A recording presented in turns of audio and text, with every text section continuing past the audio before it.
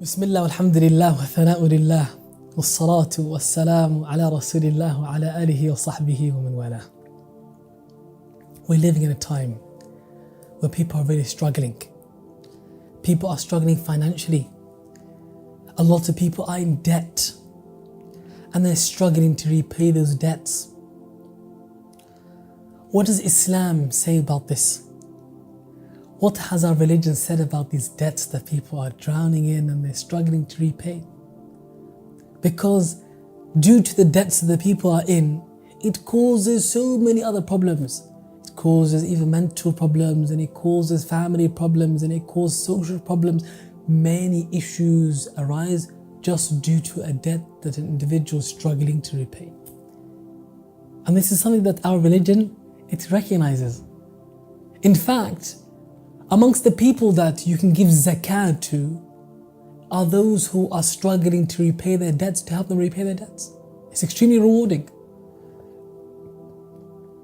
Now look at this.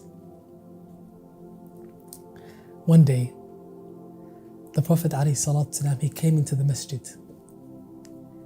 and he saw a companion from the Ansar sitting in the masjid. It wasn't a time of prayer. The mosque is empty. No one's there, he's sitting there by himself. His name was Abu Umamah radiyallahu anhu.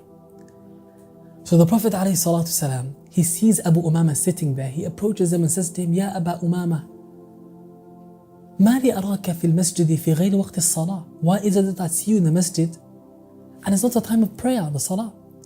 He said, Ya Rasulullah, I've been overwhelmed with the debt which has caused me extreme anxiety and depression. That's the words that he used. Extreme anxiety and depression. So the Prophet ﷺ sat with him, comforted him, listened to him, consoled him. And that's essential, by the way. Someone who's struggling with mental illnesses and so on, it's important that you talk to someone, that you seek help. Islam teaches that. The Prophet ﷺ sat with him and listened to him, allowed him to vent and so on. After Abu Umamah had finished, the Prophet ﷺ, he said to him, Ya Aba Umamah, I'll teach you something.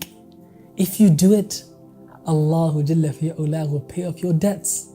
And Allah Tabarak wa Ta'ala will remove your grief and sorrow and your anxiety and your depression.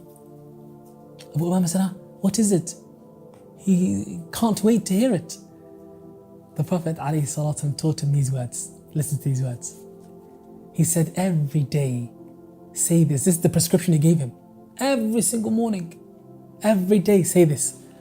Allahumma inni a'udhu bika min al-hammi wal-hazan wal-'ajzi wal-kasal wal-bukhli wal-jubn wa dala'i ad-dayn aw wa ghalabati ad-dayn wa qahr al-rijal. He taught him to say, Oh Allah, I seek refuge in you from al-ham. Al-ham is anxiety. Wal-hazan, hazan is extreme grief or depression. Wal-ajz, al-ajz is feeling incapable, helpless. Wal-kasal, laziness. Wal-bukhl is miserliness and greediness and stinginess. Wal-jubun is cowardice.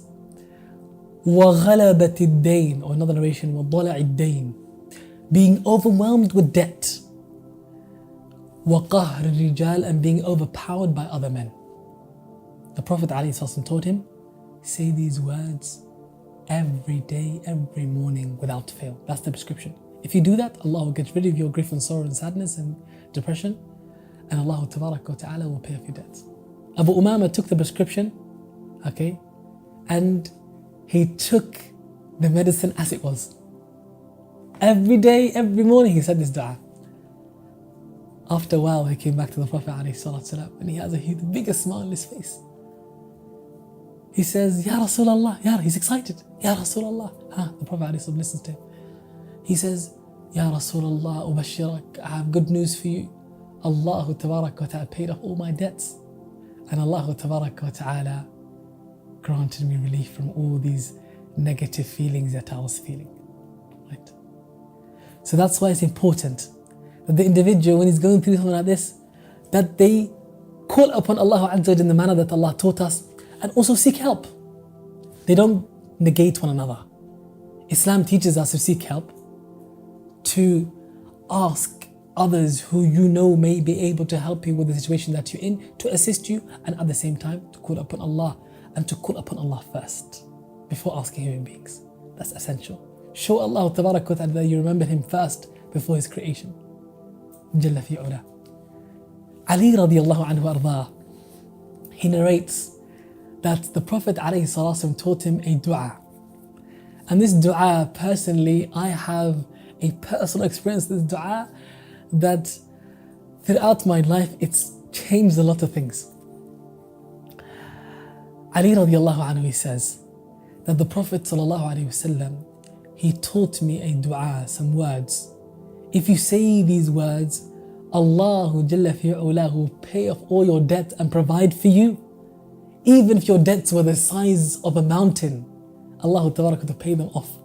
And Allah Tabarak wa Ta'ala will grant you provision from places you didn't expect. What are these words? I'm probably saying things that, why people are probably thinking, and you're probably thinking as you're watching me, why have I not heard of these words before, right? Now is the opportunity to hear them and to memorize them and to teach others, convey the message. He said that radiallahu anhu, the Prophet ﷺ taught him to say, Allahumma kfini bihalalika an haramik wa aghnini bifadlika amman siwak. Allahumma kfini bihalalika an haramik wa aghnini bifadlika amman siwak. Which means, oh Allah, suffice me with the halal from ever going to the haram.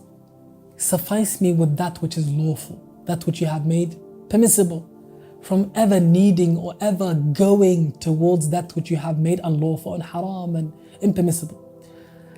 وَأَغْنِنِي, and enrich me بِفَضْلِكَ, with your bounties, from ever needing other than you. Look how beautiful these words are. You're asking Allah Tabarak wa Ta'ala to make the halal sufficient for you, so that you never ever go out the boundary of the halal. You're asking Allah Tabarak wa Ta'ala to protect you from ever asking a human being.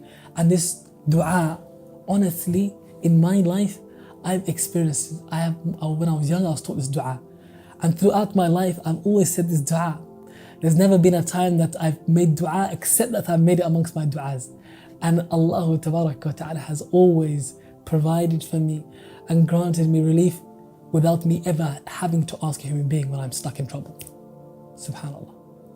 One time, there was me and a bunch of brothers, we were stuck in a very serious situation and we needed urgent money to get us out of the situation. We had just a number of hours to raise those funds. The funds were £100,000 to raise in about 5 hours. Why on earth are we going to get to £100,000? We're probably thinking, right? Allah Tabarak wa Ta'ala inspired me to make that du'a. And within those hours, Allah Tabarak wa Ta'ala allowed us to raise us that money. And we managed to get out of the trouble that we're in. That's the power of du'a. That's my personal experience. And every single one of you, I'm certain that you have different experiences, because Allah Tabarak wa Ta'ala always is there for His servants. And He's always there to assist His servants, especially when they're in need. Because Allah says, أَمَّنْ يُجِيبُ الْمُضْطَرَّ إِذَا دَعَى أَمَّنْ يُجِيبُ الْمُضْطَرَّ إِذَا دَعَى وَيَكْشِفُ السُّوءَ وَيَجْعَلُكُمْ خُلَفَاءَ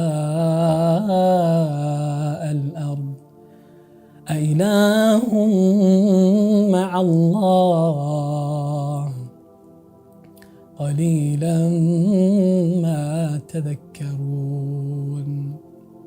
Allah says, as for the one who responds to the muttar, the one who's desperate in need, dire need, إِذَا دَعَى, when he calls upon Him. That's the condition. Just call upon Allah and Allah will respond to you. And وَيَكْشِفُ السُّوءَ, and Allah Azza will remove the harm that you've been afflicted with. That's all it takes. These du'as of the Prophet ﷺ teaching us, they have the best wordings. Memorize them, teach them to others, implement them in your life, and Allah Tabarak wa Ta'ala will grant you that which you seek. But this du'a specifically, Allahumma kfini bihalalika an haramik wa aghnini bifadlika amman siwak. Oh Allah, suffice me with the halal from ever needing and going to the haram, and enrich me with your bounties from ever needing other than you.